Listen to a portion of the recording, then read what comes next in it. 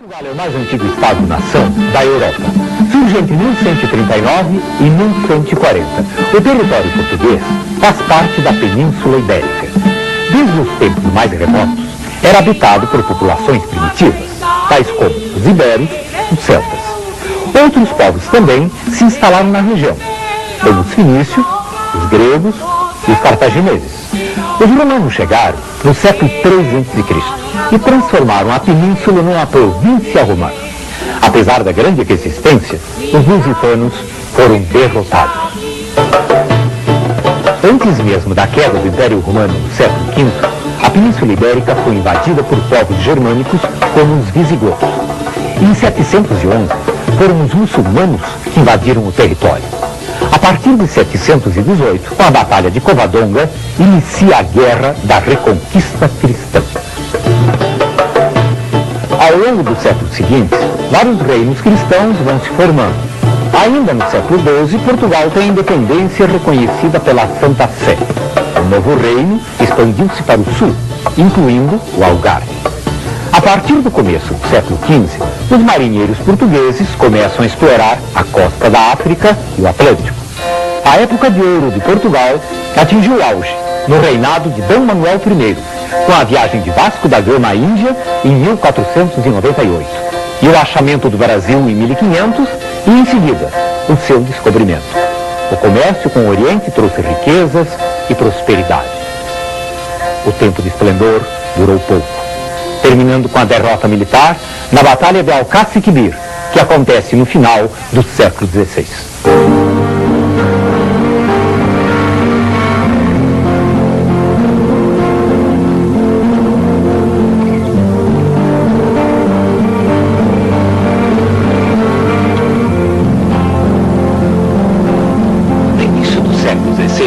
Em 1502, foi lançada a primeira pedra do mosteiro de Santa Maria de Belém, mais conhecido como Mosteiro dos Jerônimos. Monumento à riqueza da época dos descobrimentos, ele representa o auge da arquitetura manuelina em Portugal.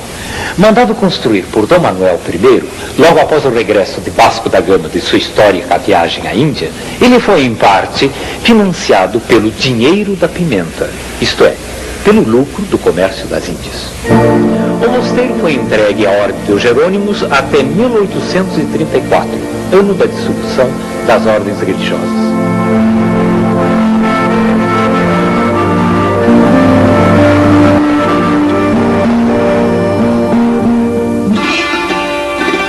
Em 1580, Filipe II, rei da Espanha, assume como soberano de Portugal.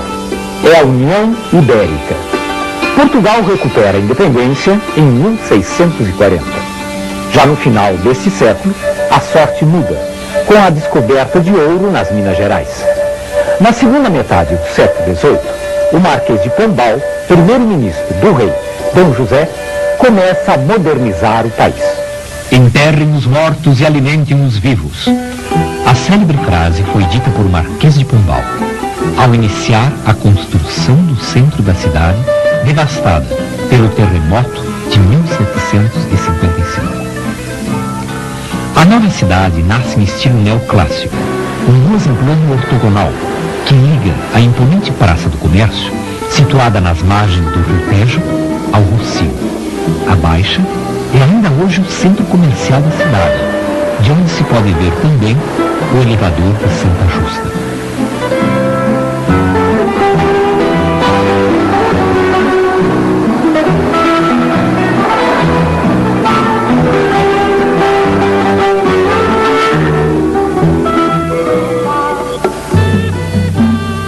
Portugal agora sofre reveses. A invasão de Napoleão em 1807 e a independência do Brasil em 1822 deixam Portugal ainda mais pobre. As lutas entre os absolutistas e constitucionalistas enfraquecem ainda mais o país. E em 1850, a crise é geral.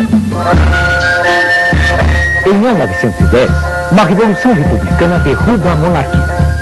A economia vai mal, até o golpe militar de 1926, que leva o país a uma ditadura. Antônio Salazar governa com mão de ferro até 1968, período em que libertou o país das dívidas. mas a recessão foi grande e a oposição ficou sem voz. Em abril de 1974, a Revolução dos Cravos acabou com a ditadura. E em 1976, a democracia foi restabelecida. Neste momento, começou a descolonização das antigas colônias portuguesas. Pois eu tenho uma vivência que vocês brasileiros temporalmente não podem ter, porque a vossa independência não foi provavelmente uma descolonização, foi um processo de independência e já não podem viver porque passaram 200 e tal anos. No nosso caso de Moçambique e de Angola, nós temos essa vivência ainda presente. A mudança de regime acelerou o fim daquele processo que de facto não poderia continuar, que era a guerra colonial. E aí a independência foi um processo rápido. E a partir daí, ou as pessoas aceitavam a nova ideologia, um pouco marxista e muito, que era imputada em Moçambique, ou vinham-se embora. O regresso não foi muito agradável, porque nós éramos vistos como retornados, era o conceito que se dava, éramos mal vistos, porque vinhamos para cá ocupar os lugares, vinhamos enfim, e éramos aqueles que não éramos de ideias de esquerda, porque uma coisa não tem nada a ver com outra, mas era assim que era visto. E pronto, o processo passou, os anos foram passando e as pessoas foram se integrando e isso está superado. Portugal é um país que mudou extraordinariamente nesses 10 anos, com a entrada na Europa, em que a renda per capita aumentou bastante, quase que dobrou, de 6 a 12 ou 13 mil dólares, e as pessoas que conhecem Portugal, andando pelo país, veem que é um outro Portugal, né? Sempre foi um país muito interessante para nós, brasileiros, mas agora é um país moderno, tem setores de ponta, tem empresas novas, então é um país assim que se reencontrou. A juventude é mais colorida, mas hoje você tem um Portugal jovem, um primeiro-ministro que tem um imenso prestígio na Europa, que agora é o presidente da Internacional Socialista, um governo revigorado, que é um país que, não digo que esteja nesse ciclo, o período do descobrimento para Portugal foi uma coisa excepcional da história de Portugal, quer dizer, se a gente fosse fazer a história do mundo, acho que poucos países entrariam lá num volume abreviado, e Portugal entraria, sobretudo, por sua ação no período dos descobrimentos. Mas Portugal, que se sabe que é um país pequeno, mas é um país que encontrou uma nova vida na Europa.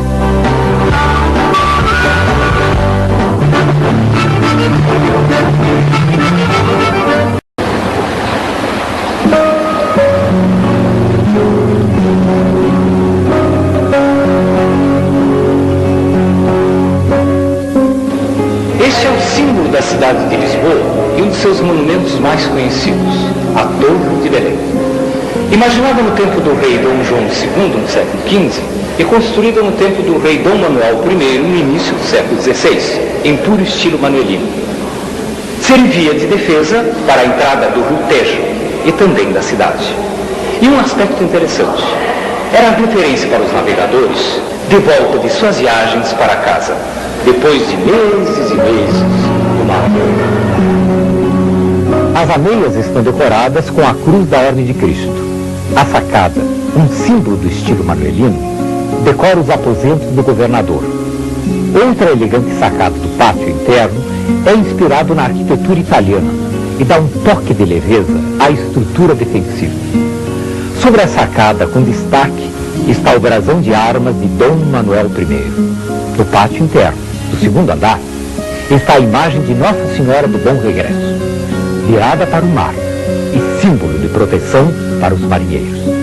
O interior, com abóbadas em estilo gótico, dá o tom austero de um lugar que foi usado como prisão até o século XIX. Mas a beleza maior está no exterior, adornado com cordas esculpidas em pedras e com torres de vigia em estilo mourisco. A torre é outro belo exemplo da arquitetura manuelina.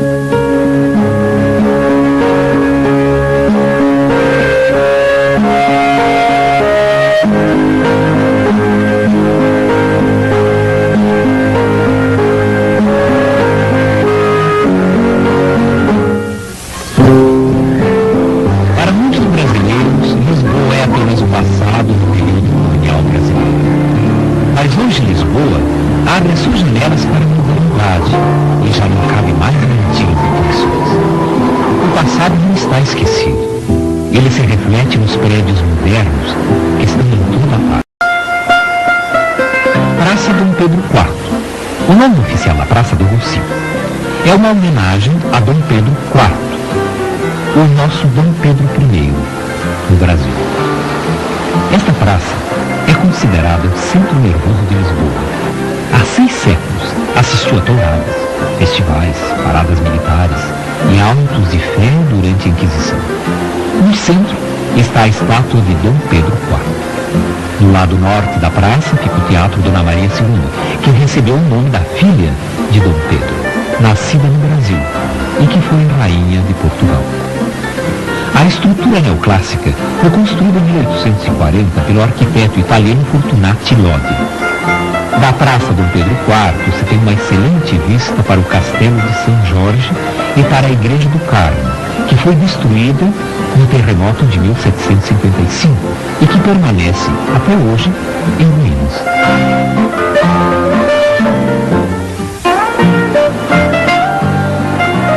A Rua Augusta é a rua mais elegante da Baixa e a principal atração turística.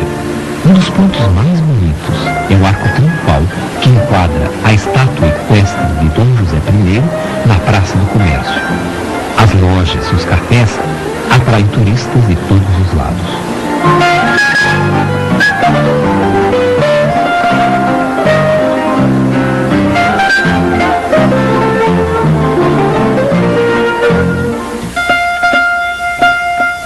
Em posição estratégica do alto de uma colina, junto ao Tejo, está o Castelo de São Jorge, construção árabe para a defesa de Lisboa. Em 1147 foi conquistado por Afonso Henriques. A partir de 1511, o castelo foi usado como teatro, prisão e depósito de armas. Sem dúvida, uma das vistas mais privilegiadas de Lisboa.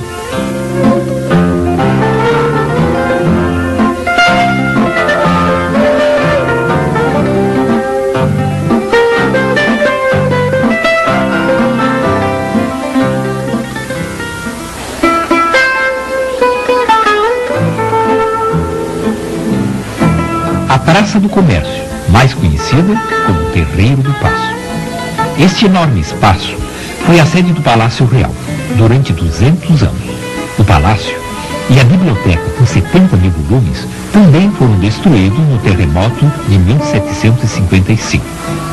Na reconstrução da cidade, a praça foi o elemento principal dos planos de Pombal. Em 1º de fevereiro de 1908, o rei Dom Carlos e o filho Luís Felipe foram assassinados quando atravessavam a praça.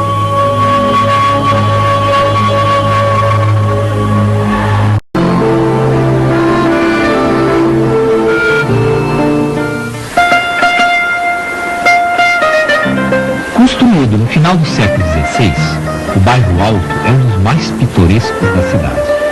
Ocupado especialmente pelos ricos que se mudaram de Alfama, no final do século XIX, tornou-se uma área de prostituição. Hoje, conserva o modo de vida tradicional, com pequenas oficinas familiares, tascas e casas de fado.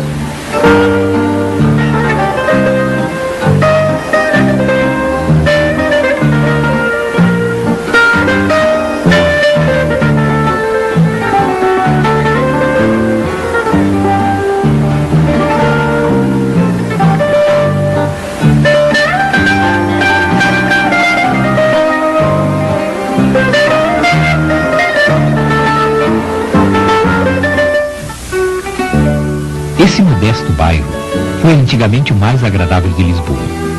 As ruas estreitas em volta do castelo constituíam toda a cidade. As origens do declínio surgiram na Idade Média, quando os residentes ricos se mudaram para o oeste de Lisboa com medo dos terremotos. O bairro é formado por pequenas mercearias e tabernas. As ruelas, as escadarias e as roupas secando nas janelas compõem o cenário. Hoje vivem aqui muitos imigrantes africanos.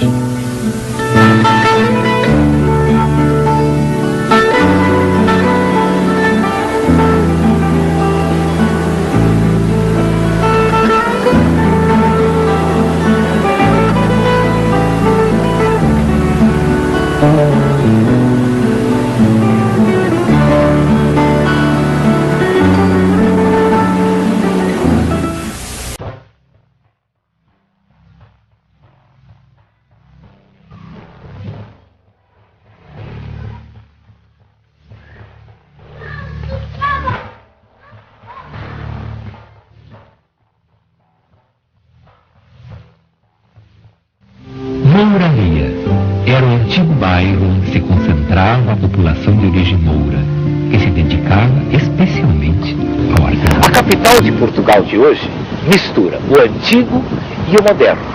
Mais de 2 milhões de pessoas moram na principal região econômica do país, que vive principalmente do turismo, da exportação de vinhos, da pesca, da construção civil e naval e da montagem de automóveis.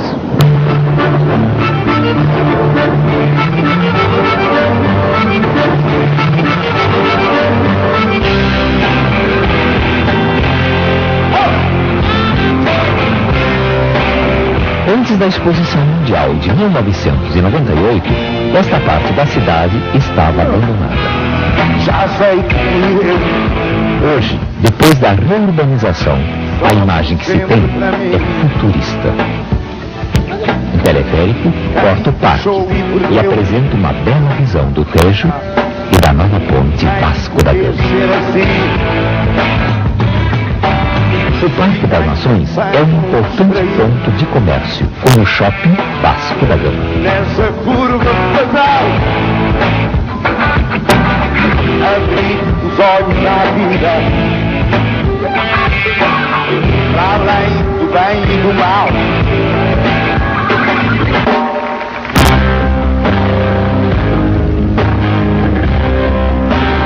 O mais incrível é o oceanário.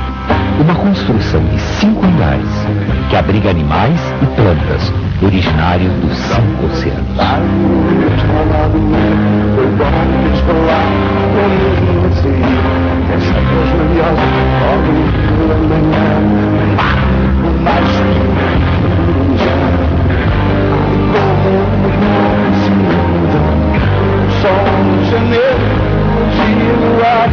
Olharmos dos outros e ver coisas sem fim. Voltar para casa, gosta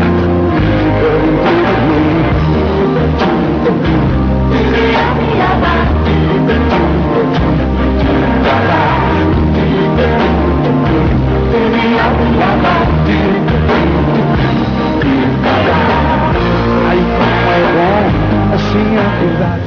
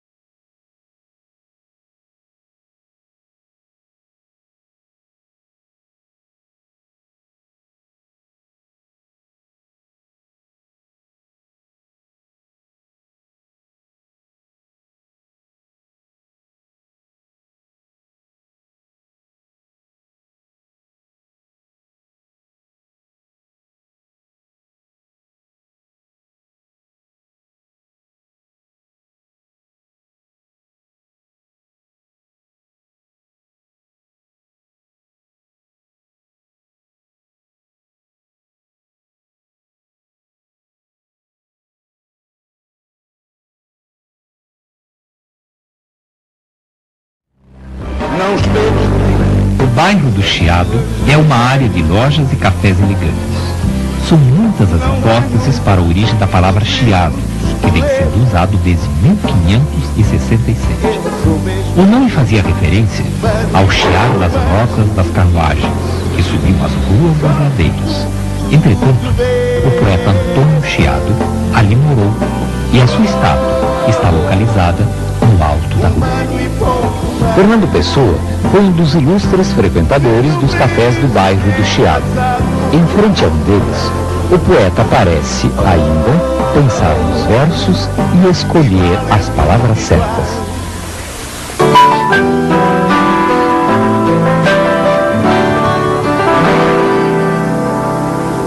um lugar em Portugal em que se consegue ver vários personagens ligados aos descobrimentos.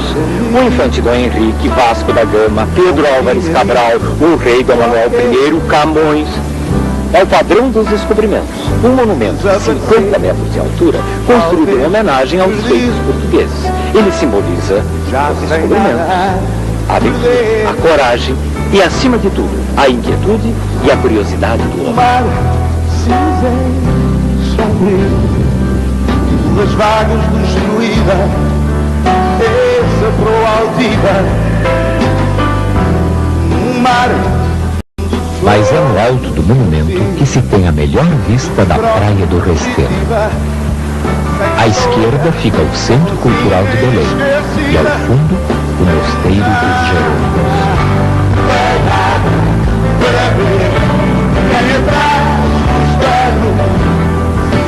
Também de cima se vê a ponte 25 de abril sobre o rio Tejo. A Rosa dos Ventos foi um presente da África do Sul, em homenagem aos descobrimentos portugueses. Deitada a perder os mais sagrados vícios. E o sol se põe na praia do Restelo.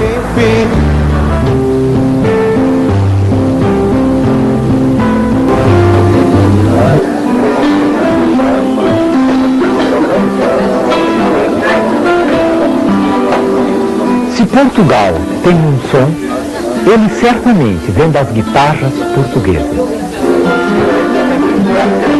E se tem uma voz, ela certamente vem do fado. Cheio de penas, cheio de penas, e com mais penas me levanto. Olha, o fado para mim representa tudo. Eu comecei a cantar muito criança e naquela altura eu queria ser a Amália Rodrigues. Realmente era uma senhora grande e foi dentro do fado. E então, quando fosse grande, gostava de ser como ela.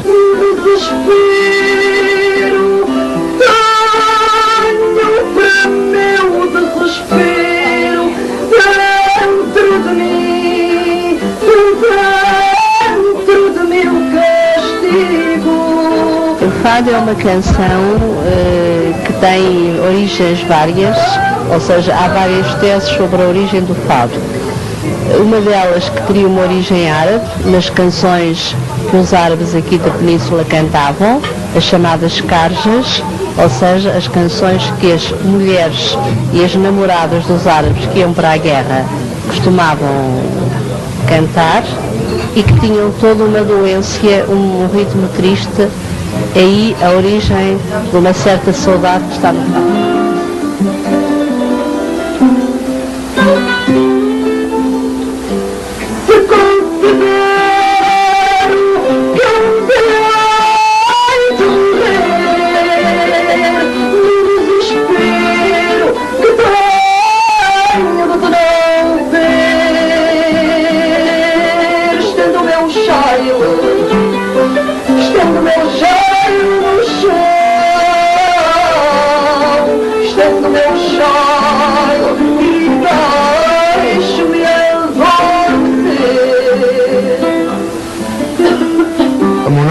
Silva Rodrigues, sou conhecido como Nonó, não me pergunto porquê, porque eu não sei, porque desde a idade de meses que me puseram essa alcunha, e pronto, eu aqui no bairro Alto tive 30 anos na Adega Machado, como fotógrafo, estive lá como também chefe de mesas, depois abri esta casa pequena, pronto, é uma casa cuidadora, cá fado, não trabalhamos com agências de viagens, nem com, só trabalhamos com quem vem.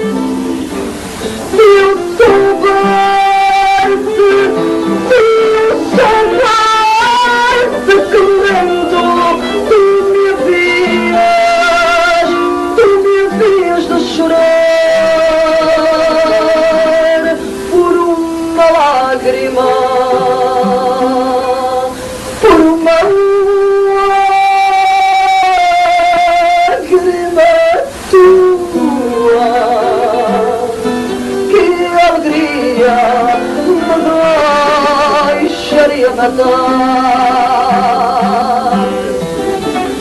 vez que os bairros onde o fado nasce, Moraria, que tem a ver com o nome árabe, Alfama, outro nome de origem árabe, tinham sido bairros que já eram discriminados no tempo das conquistas de cristãos e mouros, e esses bairros permanecem mais tarde discriminados porque são habitados por judeus, e terceira e última discriminação, por serem habitados por mulheres de má fama, por marinheiros, enfim, e o fado surge nos bordéis. Esta é a última, digamos, a última relação mais direta com as origens do fado. Porque só canta quem sente. E o fado, para ser fado, tem que sentir o que se está a cantar, para transmitirmos às outras pessoas aquilo que nós estamos a cantar. Porque se nós vamos cantar e não se sente o que se canta, estamos pura e simplesmente mandar o recado às pessoas, e não é isso que nós queremos. Nós queremos transmitir aquilo que sentimos, porque o povo português já é um povo triste, é um povo muito melancólico. E então o fado faz parte dessas origens, é triste.